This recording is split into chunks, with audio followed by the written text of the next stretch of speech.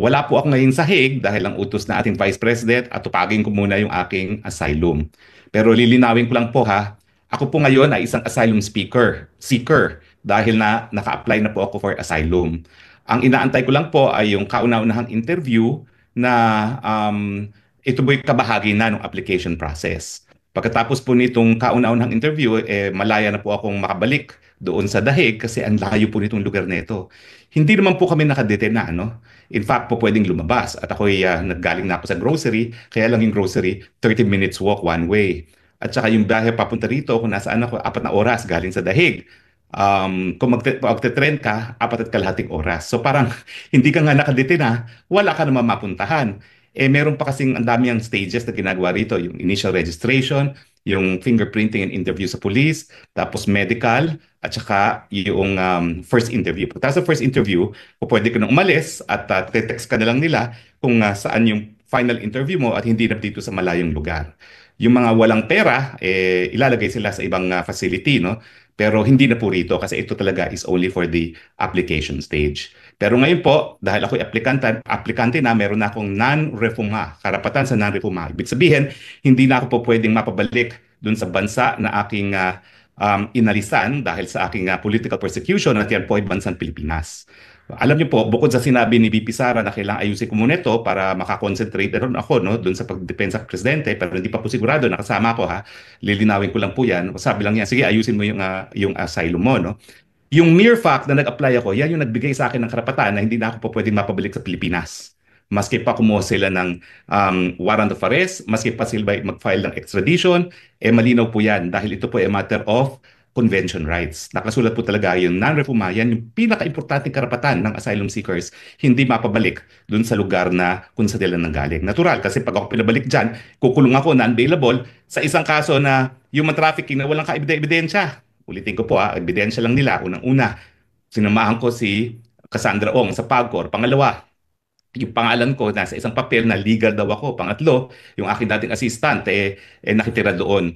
Ang kailangan lang pruwebahan sa syndicated trafficking na ako ay may recruit. Ang purpose ko ay para pagsamantalahan ng kanilang labor, no? At pangatlo, ginamit ko ng pananakot o kaya naman intimidation, no?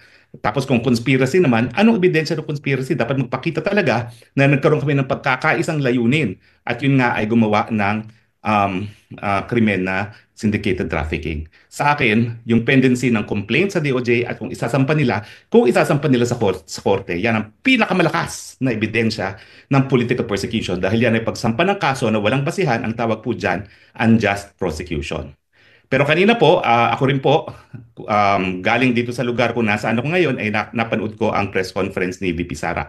Ang huling beses ko pong nakita si VP Sara, yung makalawa pa, nag-dinner kami kasama si Kaufman. At doon nga po niya sinabi, sige, simulan mo na yung application mo sa asylum. Kaya bumiyahin ako ng malayo at nga po ay naririto. No? Pwede ko lumabas, kaya lang po, kung magbabalik-balik ako sa Dahig, 4 hours each way. So parang, sige, dito na lang ako. Libre po naman ang tirahan. Kaya nga lang ang sabi ko, ang tirahan ko dito, parang dormitorio ko sa Kalayaan po sa UP. Hindi ko alam. Na matapos ang ilang taon naman nakakalipas na 1990 ako tumira sa Kalayaan. No? 1990, ayan, 2000, 2010, 2020, 35 years. Balik ako sa kwarto ko sa Kalayaan. At ang naging roommate ko rin dito ay isang Muslim na Afghan. Ang roommate ko sa Pilipinas ay isang Muslim po na galing sa Mindanao na itatago ko muna ang pangalan dahil maraming impormasyon na naibigay sa akin yung roommate ko sa Kalayaan. Pero anyway, doon sa press briefing ni VP, nabanggit niya na napag-usapan niya ang kanyang mga kapatid na baka kumuha lang na lang sila ng legal aid. Yung legal aid po, ibig sabihin, ang hukuman mismo magbabayad para sa mga abogado na didepensa sa kanya. Pero limitado po ang budget. Nung ako po'y aktibo pa sa bar ng ICC, yan po ay 40,000 euros. Parang naitaas na po yan ng konti, no? Pero yung 40,000 euros na yan, ang babayaran, isang lead counsel, isang co-counsel, isang legal assistant, isang case manager, at isang investigator. So makita nyo, manipis talaga. Kaya naman ako, kahit ano mangyari sa aking application, kung talagang dahil manipis at 5 lang yan, hindi ko naman kasasama ng loob na kung hindi ako mapasama dyan sa team, no? Dahil 5 nga lang po yan. In fact, effectively, 2 lang yan. Kasi yung legal assistant at saka yung case manager, mga batang-batang abogado po yan. So 2 abogado lang talaga ang harap sa hukuman.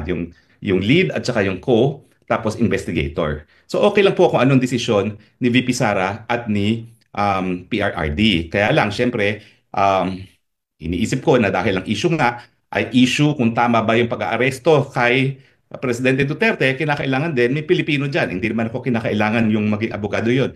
Bahala po pumili ang Presidente Duterte.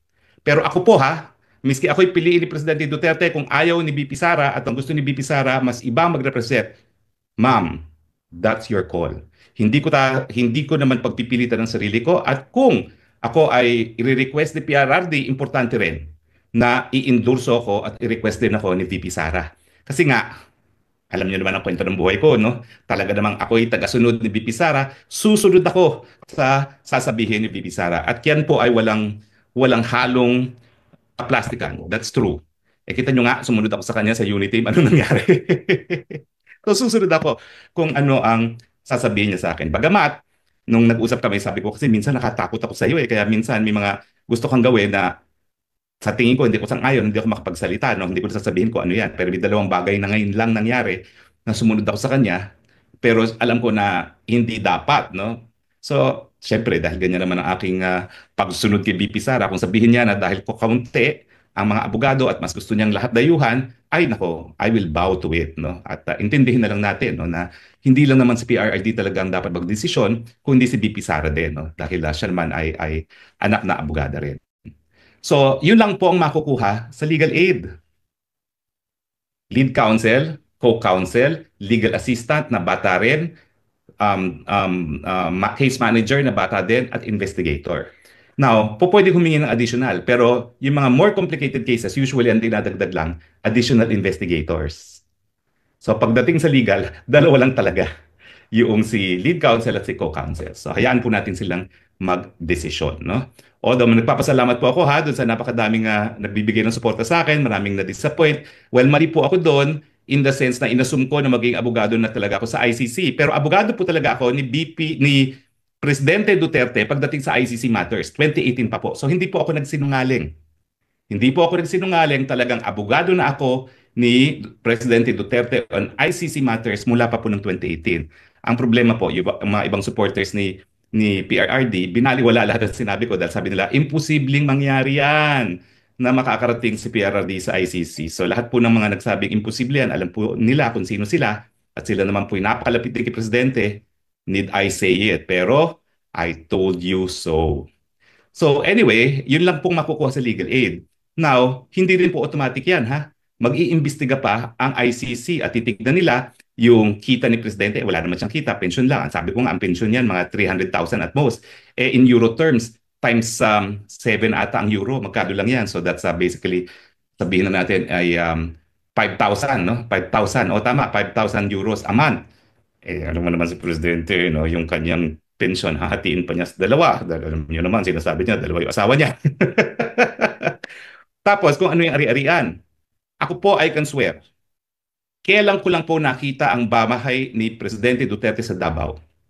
Na guilty ako dahil di hamak na mas maganda ang bahay ko kaysa sa bahay ni Presidente Duterte. Mayor, wag ka magagalit, pero ang description ko sa bahay niya, bahay ng kalapati. Kasi yung kwarto niya, nasa second floor, meron lang revolving stairways na napakakitid, pero memoryado rin niya yun. So miski bahina na ang kanyang paglalakad ngayon, eh miski nakapikit, kaya niya umakyat doon dahil buong buhay niya doon siya tumira. At matapos nga yan, eh, kinausap ko yung kasama niya ng kaalaga sa kanya, bakit naman hinahayaan ng pamilya ni Presidente na tumira sa ganito ang dating Presidente? Talagang sinabi ko yun. Ang sagot, meron ng isang tycoon na bumisita sa kanya. Ang bilin sa kanya, bumili ka ng kahit anong bahay, ako magbabayad. Ayaw talagang umalis ni Presidente Duterte sa kanyang pamamahay. At lalo pa akong napahanga sa pagkatao ni Presidente Duterte dahil dun nga siya na pinili niya na talagang manirahan sa tinatawag kong pigeon house. Kasi mukha talaga siyang pigeon house. Yung second floor niya, kwarto lang niya. Hindi siya yung buong second floor. Doon lang siya. Yun lang yung ano niya, yung kanyang kwarto. Kaya tawag ko pigeon house. At saka isang galaw mo lang tapos na yung bahay. Siguro wala pang 175 square meters yung floor area ng bahay na yun.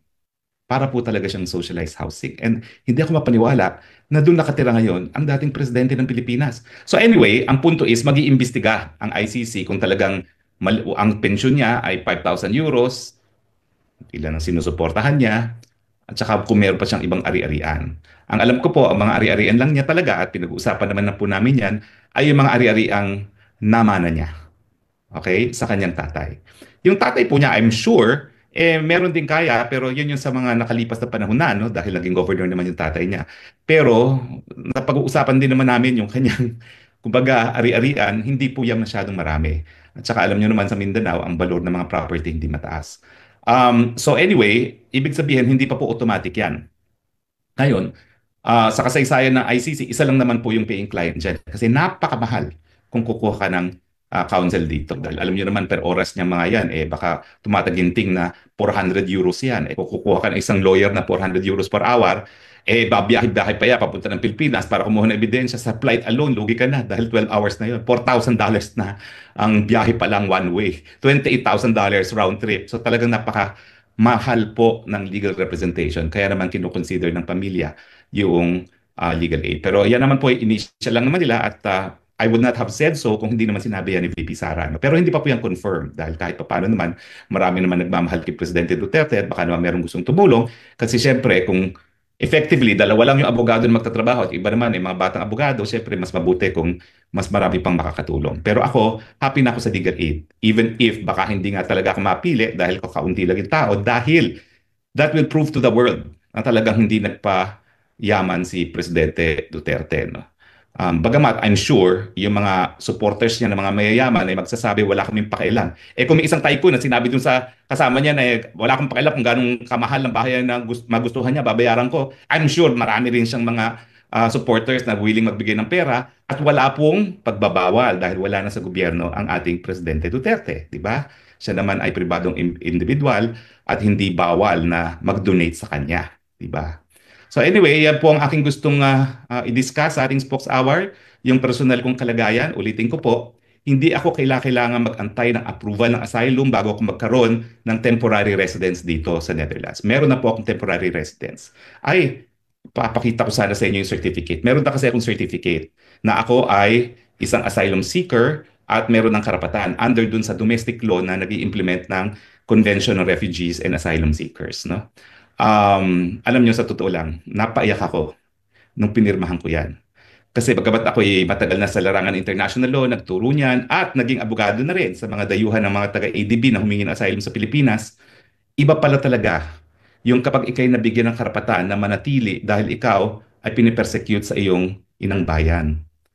Mantakin nyo, 6 at kalahating buwan na ako nagtatago kay Marcos. Hindi ko pwede sabihin kung nasaan ako dahil alam kong hahabulin niya ako at pwede niya akong pa-deport o i-request ang extradition o sa ASEAN nga, hindi na kinakailangan ng extradition treaty. Pakiusapan lang dahil merong Mutual Defense Legal Assistance Treaty, no? So nung pinirmahan ko po yan, talagang humagulgul ako. Kasi sabi ko, sa kauna-unahang panahon, wala nang karapatan at hindi na ako makukuha ni Marcos Jr. Hinding-hindi niya ako makukuha hanggang hindi umaakto ang Dutch authorities dun sa aking application. Yun po ang tinatawag na non-refuma. Maski pa siya ay mag-request ng extradition para po yung kaso ni Teves na hihindian dahil merong asylum application. Maski meron po yung red notice, hihindian po yan dahil meron ng application ako for asylum. Yan po ang karapatan ng non-refuma. At in-explain ko din po yan kay VP. Kasi parang ang understanding ni VP, kinakailangan munang ma-approve ang aking asylum bago ako magkaroon ng legal status to remain in the Netherlands. So, pinadala ko rin po sa kanya yung convention at saka yung aking certificate na nasa Dutch pero meron naman pong English translation sa Google Translate. So anyway, alam mo, since tayo ay naka-Zoom, siguro pwedeng magtanong, no? Kung meron po kayong tanong, ay pwede rin kayo magtanong, no? Padala nyo lang po, siguro i-flash natin ang Zoom link para dun sa mga kababayan natin na gusto magtanong on Zoom. I-flash natin sa Facebook ngayon yung Zoom link para sa dun sa mga gusto magtanong. O nga pala po, magkakaroon tayo bukas ng Kongreso ng Mamamayang Pilipino. Ito po ay alas 8 ng gabi sa Pilipinas. 1 o'clock dito sa akin sa The Hague. Doon po ako sa grounds ng Asylum Processing Center magbo-broadcast, no, para mataas ang araw at maganda naman ang tanawin. At makikita niyo yung mga iba't ibang lahing kasama ko na nag-a-apply ng asylum, no? So anyway, tignan natin kung after flashing may mga tanong. Kung wala na pong tanong, well, kita-kita po tayo bukas. At bukas po, ilalagay na namin ngayon pa lang kung ano yung Zoom link para kung gusto niyo magtanong sa Zoom, ay po pwede niyo itanong at ibigay din yung saloobin niyo. Ang topic po natin bukas sa ating Kongreso ng Mamamayang Pilipino, tama ba na isinuko ng administrasyon ni Marcos Jr. si PRRD sa ICC? Bukas po yan, alas 8 ng gabi sa Pilipinas. Hindi pala bukas. Sunday, mali. Sunday pala yan. Talagang gulo-gulo na ng aking dates, no? Sa araw ng linggo po yan. Sa araw ng linggo, 8 p.m. Manila time, 1 p.m. dito sa Europa.